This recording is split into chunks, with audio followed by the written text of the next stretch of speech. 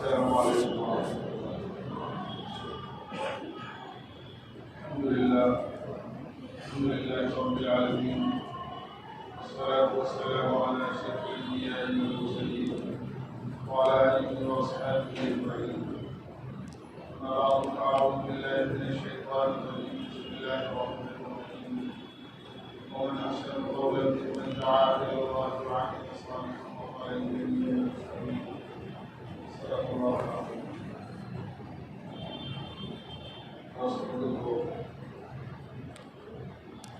رمضان مبارک کا مہینہ شروع ہو گیا ہے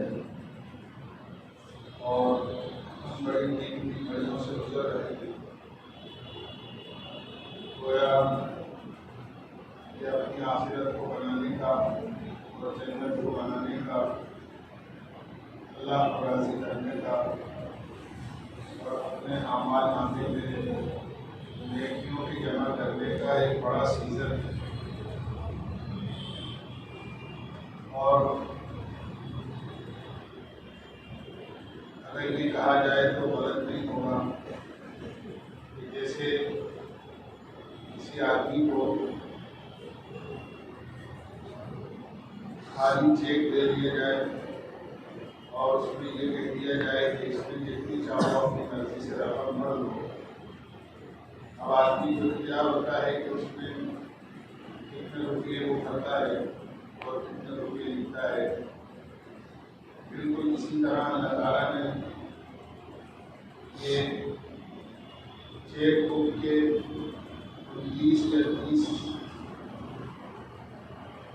اور آپ ہمیں دے دیے ہیں اور ہمیں اس بات کا اختیار دیا ہے کہ ہم یہ 30 یا 29 دنوں کے اندر اپنے اعمال نامے میں گویا اعمال نامے کی چیک بک میں جتنے چاہیں اعمال بھر لیں، اس کا ہمیں اختیار ہے۔ اب یہ ہماری سمجھداری ہے کہ ہم رمضان المبارک کے رات اور دن میں سے کتنے اوقات کو اعمال میں لگاتے ہیں اور کتنے اوقات کو ہم فارغ اور دوسری چیزوں میں لگاتے ہیں۔ یہ بات تو یقینی ہے اور حدیث کی بات ہے کہ اس مہینے کے اندر سرکش شیاطین قید کر دیے جاتے ہیں اور ان کے گلے میں توپ ڈال کر ان کو دریا میں پھینک دیے جاتے ہیں۔ عام طور سے آدمی جن برائیوں تک غیر رمضان کے اندر پہنچ جاتا ہے وہ رمضان المبارک میں ان برائیوں تک آدمی نہیں پہنچ پاتا۔ لیکن آدمی کے 3 دشمن ہیں، ایک تو شیطان ہے اور ایک نفس ہے اس کا۔ شیطان تو قید ہو جاتا ہے لیکن نفس آدمی کا ہمیشہ ساتھ رہتا ہے، اور تیسرے آدمی کی جو بری عادتیں ہیں یہ اس کی سب سے بڑی دشمن ہے، جو غیر محسوس طریقے سے اس کی نیکیوں کو ختم کرتی رہتی ہیں اور برباد کرتی ہیں۔ آدمی اپنی عادت کے مطابق اور بہت ساری چیزیں ایسی ہیں جو اچھائی کے پردے کے اندر برائیاں ہیں، یعنی آدمی کو یہ احساس نہیں ہوتا کہ یہ بھی کوئی برائی ہو سکتی ہے، اس میں کیا حرج ہے۔ آدمی رمضان المبارک میں شراب کی دکان پر نہیں جائے گا، آدمی رمضان المبارک میں کسی زنا کے اڈے پر نہیں جائے گا، آدمی رمضان المبارک میں کسی سنیما ہال میں نہیں جائے گا۔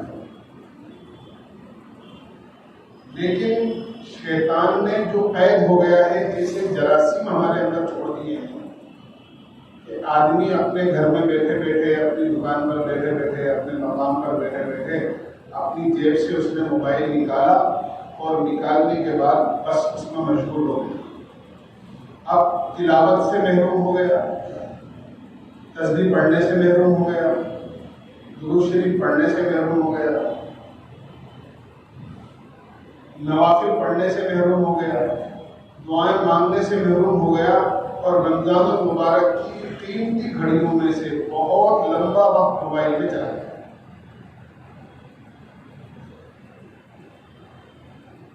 اور اس اندازہ اس بات سے ہوتا ہے کہ ابھی موجودہ حالات کے اندر ابھی گورنمنٹ کی یہاں میٹنگ ہو رہی ہے، کیا ہونا ہے آئندہ، جو بیماری بڑھ رہی ہے اس پر کیسے کنٹرول ہمیں کرنا چاہیے۔ یہ کوئی بھی نئی چیز وہاں میٹنگ میں یا مشورے میں آتی ہے اور وہ اگر نیٹ پر آ جاتی ہے یا موبائل پر آ جاتی ہے تو اس سے میرا خیال سے 5 منٹ یا 10 منٹ کا وقفہ بھی نہیں گزرتا ہوگا کہ فوری طور پر فون آتا ہے کہ صاحب آپ نے سنا یہ گائیڈ لائن آئی ہے، کیا کرنا چاہیے ہمیں۔ اس کا مطلب یہ ہوتا ہے کہ ہم ہر وقت فون لیے بیٹھے ہیں، ہمیں ایک ایک منٹ کی خبر ہے کہ دنیا میں کیا ہو رہا ہے، اس وقت میں کیا حالات پیش آ رہے ہیں، کس نے کیا بھیجا، کس کو کہاں پہنچانا ہے، گورنمنٹ نے کیا بات نکالی ہے یا کسی نے بہت سی غلط باتیں بھی ہوتی ہیں۔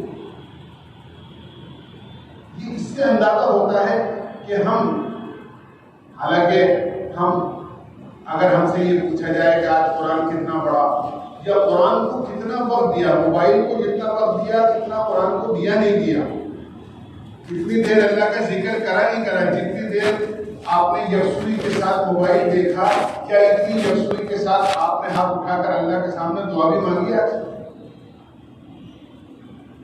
تو ہم اس معاملے میں بالکل صفر ہو رہے ہیں۔ اس لیے میرے بھائیوں، دوستوں، بزرگوں، یہ سب چیزیں جب دنیا میں موبائل نہیں تھے تب بھی لوگ زندگیاں بسر کرتے تھے اور وہ اپنے اوقات گزارتے تھے، لیکن وہ آج کے مقابلے میں بڑے سکون سے تھے۔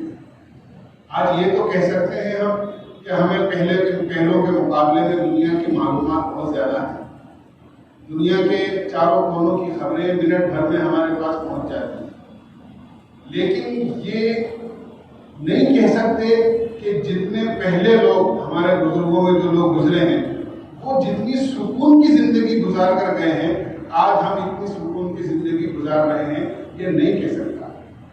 وہ ہم سے زیادہ سکون ہے، اگرچہ ان کے پاس یہ چیزیں اتنی نہیں۔ الغرض میرے بھائی اور دوستوں، بزرگوں، بڑی قیمتی گھڑیاں ہیں، ہمیں فالتو لایعنی دنیا بھر کی ادھر ادھر کی خبریں رکھنے کے بجائے ہم تو یہ خبر رکھیں کہ ہمارا اللہ ہم سے کیا کہہ رہا ہے۔ قرآن پڑھیں، اس وقت مجھے نماز پڑھنی چاہیے، دعا مانگنی چاہیے، قرآن پڑھنا چاہیے، تسبیح پڑھنی چاہیے، اللہ سے لو لگانی چاہیے، اس چیز کی معلومات ہمیں رکھیں۔ کل ہی کی بات بتا رہا ہوں، کل ہی کی بات، ایک صاحب کا میرے پاس فون آیا کہ صاحب وہ 73 فرقے ہوں گے یا 72 فرقے ہوں گے؟ میں نے ان سے یہ کہا دعا قنوت یاد ہے، دعا قنوت کا پڑھنا واجب ہے مکتبوں کے اندر، تو فون نہ کریں۔ یہ میں پرانی بات نہیں، کل کی بات بتا رہا ہوں، میں نے صبح دعا قنوت یاد ہے۔ یہ ہمارے حالات ہیں، یہ میں آپ کو اس لیے عرض کر رہا ہوں کہ ان باتوں سے پتہ لگتا ہے کہ ہم ضروری باتوں میں تو کتنا اپنا وقت لگا رہے ہیں اور جن باتوں سے ہمیں کوئی مطلب نہیں، نہ اللہ کے یہاں کچھ ہوگی، نہ قبر میں کچھ ہوگی، نہ قیامت میں کچھ ہوگی، نہ ہماری جنت اور دوزخ کا فیصلہ ان باتوں پر ہے کہ صاحب یہ باتیں جاننی اس لیے ضروری ہے کہ ہماری جنت اور جہنم کا فیصلہ انہی باتوں پر ہو۔ ایسا ہمیں نہیں کرنا چاہیے۔ رمضان المبارک کا قیمتی مہینہ ہے، ہمیں ان کو، کیونکہ میں نے عرض کیا کہ جیسا ہم یہ مہینہ گزاریں گے اللہ اسی مہینے کو بنیاد بنا کر ہمارے سال کے 11 مہینے کا فیصلہ فرمائیں گے اللہ۔ اگر یہ مہینہ اچھا تو انشاءاللہ سال کے 11 مہینے بھی اچھے، بجائے اس کے کہ ہم اس بات کی فکر رکھیں آج کتنے مریض زیادہ ہو گئے، آج کتنی بیماری بڑھ گئی، آج دنیا میں حالات کیا ہیں، بجائے ان چیزوں کی فکر رکھنے کے اللہ کی طرف متوجہ ہو کر اللہ سے کہیں، کیونکہ رمضان المبارک میں تو اللہ کی طرف سے ایک خصوصی قبولیت کی گھڑیاں ہوتی ہیں، اللہ تعالیٰ بندوں کی دعاؤں کو قبول کرتا ہے۔ بجائے ان معلومات کو رکھنے کے ہم اللہ سے کہیں کہ اللہ یہ وبا، یہ بیماری ایسی جس سے جان بھی خطرے میں، مال بھی خطرے میں، وقت بھی خطرے میں، کاروبار بھی خطرے میں، آہستہ آہستہ کر کے گزشتہ سال کے لاک ڈاؤن کے بعد میں لوگوں کی محنت مزدوری کاروبار تھوڑے سے پٹری پر آئے تھے، واپس پٹری سے اتر گئے۔ تو ہمیں تو اللہ سے یہ دعا کرنی چاہیے کہ اللہ سب کچھ تیرے ہاتھ میں ہے، تو ہی بیماری لاتا بھی ہے اور بیماری سے شفا بھی تیرے ہی خزانے سے آتی ہے، تیرے لیے کوئی مشکل نہیں ہے، تو آنے واحد کے اندر اس بیماری کو دنیا سے ختم کر دے اور پوری دنیا امن اور سکون کے اندر آ جائے۔ ہم تو اللہ کی طرف متوجہ ہو۔ اب میں آپ کو کیا بتاؤں، ہمارے میں تو اتنی بھی سمجھ نہیں ہے جتنی سمجھ ایک جانور میں ہوتی ہے۔ بہت سخت بات کہہ رہا ہوں، ذرا غور کریں گے تو ہمیں پتہ چل جائے گا۔ آپ نے کبھی اندازہ کیا ہوگا، اگر کتا بیٹھا ہوا ہے اور کتے کے آپ نے پتھر مارا یا آپ کے ہاتھ میں کوئی لکڑی ہے آپ نے اس کے کھینچ کے ماری اور کتے کے لگ بھی گئی، تو لکڑی وہاں گری جا کر کتے کے لگ گئی، آپ نے کبھی دیکھا؟ آپ نے اس کی انگلی بھی نہیں اڑائی، پیر نہیں اڑایا، آپ نے کوئی تھپڑ نہیں مارا، اس کے جو چوٹ لگی ہے وہ لکڑی کی لگی ہے اور لکڑی اچھل کر وہاں پڑی اس کے برابر میں۔ کبھی کتے نے لکڑی پر حملہ کیا؟ اتنی سمجھتا ہوں سب رکھتے ہیں کہ کبھی کتے نے لکڑی پر حملہ کیا ہو کہ اس نے مجھے چوٹ مار دی، میں زخمی ہو گیا۔ کتا بھی سمجھتا ہے لکڑی کا کوئی معاملہ نہیں ہے، لکڑی جس نے ماری ہے مسئلہ اس کے ہاتھ میں ہے، مسئلہ اس کے ہاتھ میں ہے۔ وہ لکڑی مارنے والے کے اوپر بھوگتا ہے، اس کے پیچھے بھاگتا ہے، وہ بھی جانتا ہے لکڑی میں کوئی طاقت نہیں ہے، اصل تو وہ مارنے والا ہے۔ ہم یہ بھی نہیں سمجھ رہے کہ یہ سب کچھ حالات کیوں آ رہے ہیں، ہم تو حالات کو دور کرنے کی فکر میں لگے ہوئے، یہ ایسے ہی ہے جیسا کہ کتا لکڑی کے پیچھے پڑ جائے۔ میں اسی لیے آپ سے سبق بات کر رہا ہوں، ناراض نہیں ہوں۔ جس کے ہاتھ میں سارا مسئلہ ہے اسی کی طرف آنا چاہیے، اسی سے کہنا چاہیے۔ اگر وہ راضی ہو گیا اور اس نے اگر اچھائی کے اور بھلائی کے فیصلے آسمانوں سے کر دیے تو انشاءاللہ پھر دنیا کی کوئی طاقت نہیں ہے جو ختم۔ اس لیے ہمیں رمضان المبارک کی قیمتی گھڑیوں میں اللہ کی طرف متوجہ ہونا چاہیے، اپنے سارے مسئلے اللہ سے کہنے چاہیے۔ اللہ تعالیٰ نے رمضان المبارک میں روزے فرض کیے ہیں، یہ ہماری تربیت کے لیے ہیں، ہماری سروس کے لیے۔ کتب علیکم الصیام کما کتب علی الذین من قبلکم لعلکم تتقون۔ ایمان والوں، تم پر روزے فرض کیے گئے ہیں جیسا کہ تم سے پہلے لوگوں پہ فرض کیے گئے، لعلکم تتقون، تاکہ تم پرہیزگار بن جاؤ، اللہ سے ڈرنے والے بن جاؤ، گناہوں سے بچنے والے بن جاؤ۔ یہ سب لعلکم تتقون کے معنی ہیں، اللہ سے ڈرنے والے بن جاؤ، پرہیزگار بن جاؤ، گناہوں سے بچنے والے بن جاؤ۔ تو روزہ ہمیں گناہوں سے بچانے کے لیے ایک بہت بڑا ذریعہ ہے۔ اللہ نے کھانے سے پینے سے نفسانی خواہشات سے روکا روزے میں، جو ہمارے لیے روزے کے علاوہ جائز ہے۔ اس بات کو بتانے کے لیے کہ جب روزے میں جائز چیز، حلال چیز کھانا پینا جو تمہارے لیے حلال ہے، جب وہی منع ہے تو جو چیزیں تمہارے لیے پہلے سے ممنوع ہیں، خبردار تم اس کے قریب بھی مت جاؤ۔ جیسے روزے کی حالت میں تم کھانے کے قریب نہیں جاتے ہو، پانی کے قریب نہیں جاتے ہو، اسی طرح تمہیں جھوٹ کے، غیبت کے، دھوکے کے، لڑائی جھگڑے کے، کسی کا حق دبانے کے، کسی کے ساتھ برا سلوک کرنے کے، کسی کے ساتھ ظلم و ستم کرنے کے قریب نہیں جانا ہے۔ جس طرح کھانے پینے سے بچ رہے ہو، اس طرح ان تمام برائیوں سے، اللہ کی نافرمانیوں سے تم بچ۔ یہ ساری چیزیں سکھانے کے لیے روزہ اللہ نے ہمارے اوپر فرض کیا ہے۔ دوسرے، روزے کے اندر اللہ تعالیٰ نے ہمیں ایک احساس پیدا کرایا ہے، احساس پیدا کرایا۔ وہ آدمی جس کو اللہ نے مالدار بنایا ہے، صاحب ثروت بنایا ہے، ایک بزرگ سے کسی نے پوچھا کھانے کا سب سے اچھا وقت کون سا ہے؟ تو انہوں نے بڑا اچھا جواب دیا، کہنے لگے غریب کو جب مل جائے اور جو مل جائے، اس کو جب مل جائے اس کے کھانے کا سب سے اچھا وقت یہ ہے کہ جب مل جائے اور جو مل جائے، اور مالدار کے کھانے کا وقت اس کا جب دل چاہے اور جو کھانے کو دل چاہے، اس کے بعد تو سب کچھ ہے۔ ایک مالدار آدمی کو جو جس کا معمول ہے کہ اب یوں کہیں تو غلط نہیں ہوگا کہ ناشتے میں آملیٹ ہے، کھانے میں پاپلیٹ ہے اور چلتے پھرتے اعلیٰ قسم کی چاکلیٹ ہے، جو ہر وقت جن کا منہ چلتا رہتا ہے، ان کو غریب کی بھوک کا احساس نہیں ہوتا کہ بہت سارے ہمارے معاشرے میں، قوم میں ایسے غریب لوگ بھی ہیں کہ اگر دن میں مزدوری ملی تو شام کو چولہا جلتا ہے، اور اگر دن میں مزدوری نہیں ملی تو شام کو فاقے سے گزرتے ہیں۔ آدمی صبح سے لے کے شام تک 15 گھنٹے تک بھوکا رہے تاکہ اس کو یہ احساس ہو کہ میرے سماج میں، میرے معاشرے میں، میری قوم میں، میرے محلے میں ایسے غریب بھی ہیں جن کو مزدوری ملے تو گھر میں چولہا جلے، اور اگر نہیں مزدوری ملے تو چولہا نہیں جلے۔ ان لوگوں کو کتنی تکلیف ہوتی ہوگی۔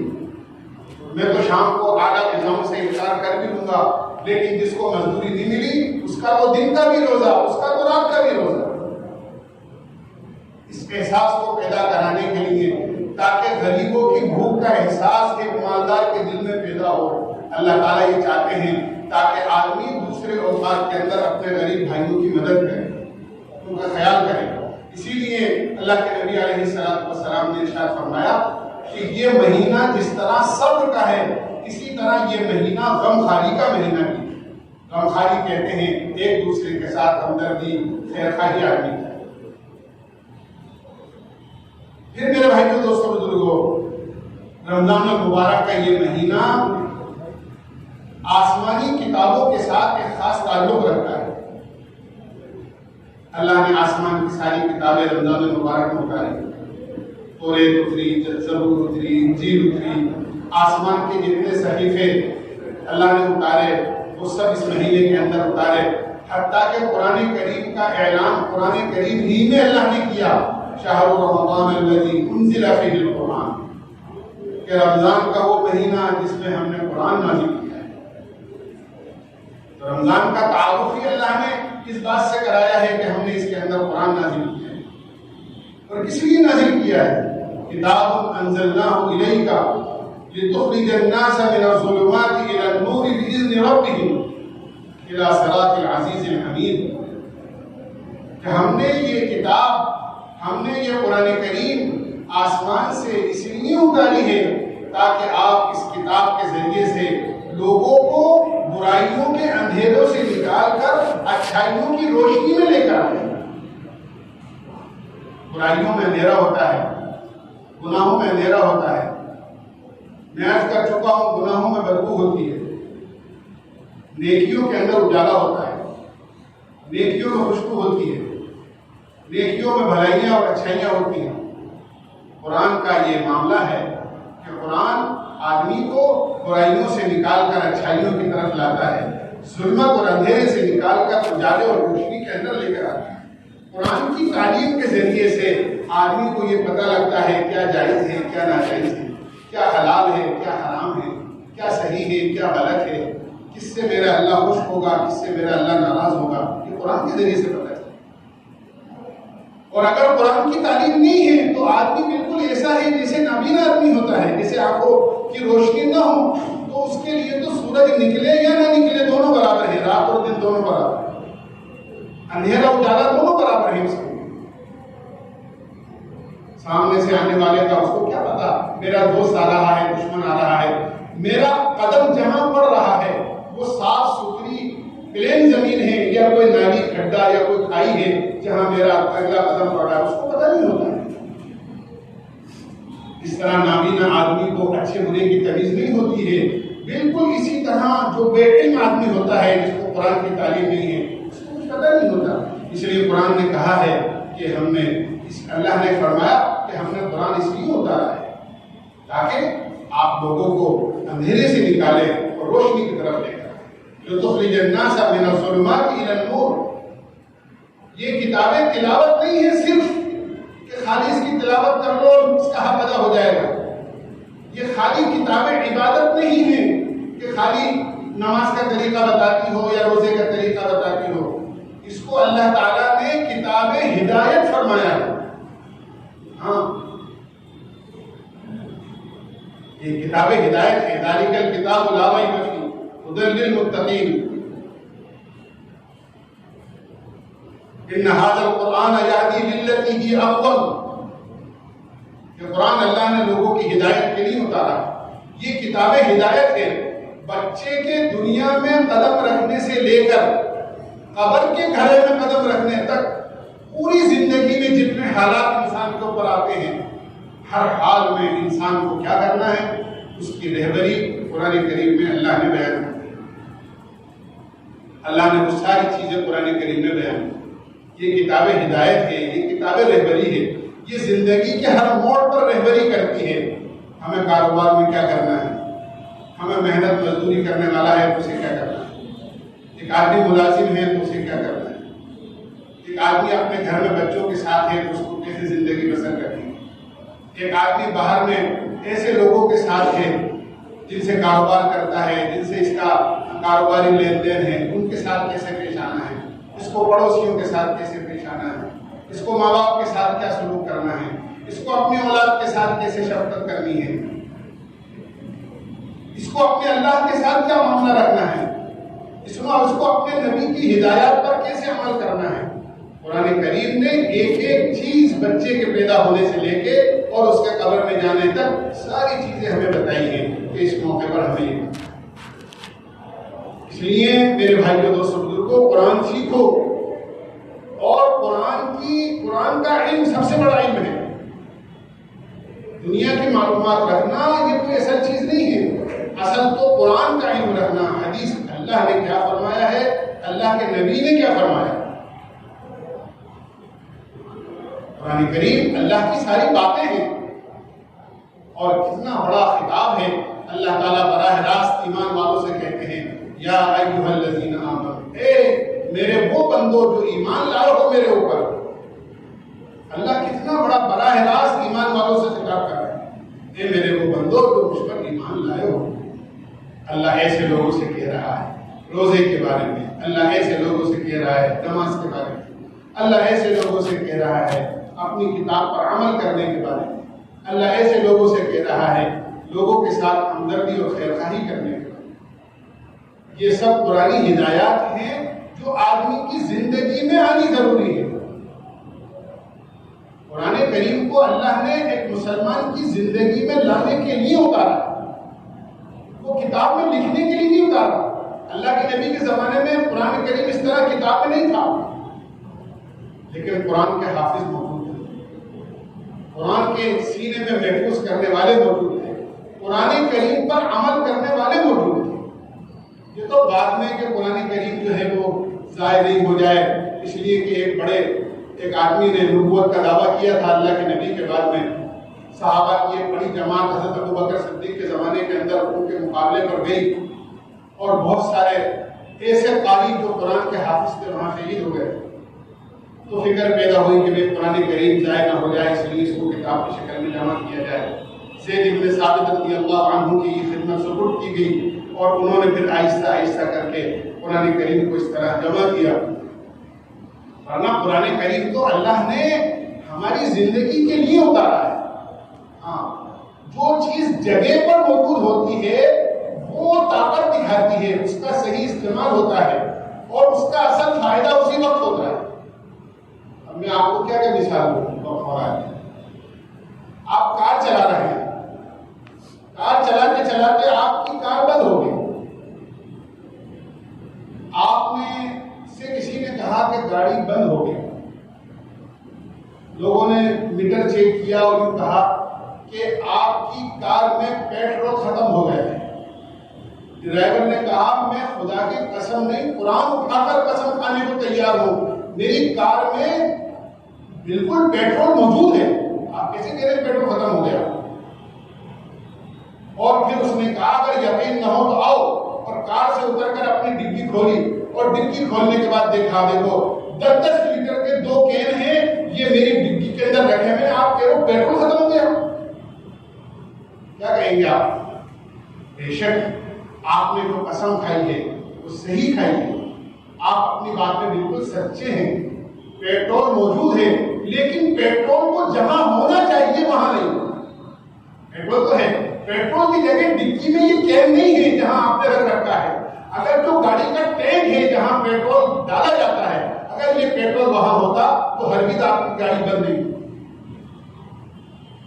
اس سے بڑی مثال کیا ہوگا؟ قرآن کریم کتاب میں موجود ہے، زندگی میں نہیں ہے. قرآن کریم کی اصل برکتیں اس وقت ملیں گی جب ہماری زندگی میں قرآن ہو. یہ نہیں کہ اچھے پستان میں لپیٹ کر اسے جگہ رکھ دو، ہاں ہمارے یہاں قرآن کریم بھی ہے اور بیٹی خوش ہو رہی ہے میرے ابا نے مجھے جہیز کے ساتھ قرآن بھی دیا ہے، اور کبھی کھولنے کی نوبت نہیں آئی. قرآن کریم تو ہم نے اس لیے سمجھ لیا ہے، کوئی مر جائے تو قرآن خوانی کرا لو، کوئی نئی دکان مکان بناؤ تو 2-4 آدمی کو بلا کے قرآن خوانی کرا لو، اور ہم سمجھتے ہیں قرآن کا حق ادا کریں. قرآن اس لیے نہیں ہے. میرے دوستوں، میں نے کہا یہ کتاب ہدایت ہے، اس لیے اللہ نے اتاری ہے تاکہ ہم اس کے ذریعے سے زندگی کے ہر موڑ پر رہبری حاصل کریں، قرآن کی ہدایات پر ہم عمل کریں. تب انشاءاللہ قرآن کریم کے فائدے اور اس کی برکات، اس کے ثمرات اور اس کی طاقت انشاءاللہ ہمیں بھی انشاءاللہ ہم اپنی آنکھوں سے دیکھیں گے اور دنیا میں بھی انشاءاللہ نظر آئے. اللہ نے ہم کی توفیق نصیب فرمائے. آخر دعوانا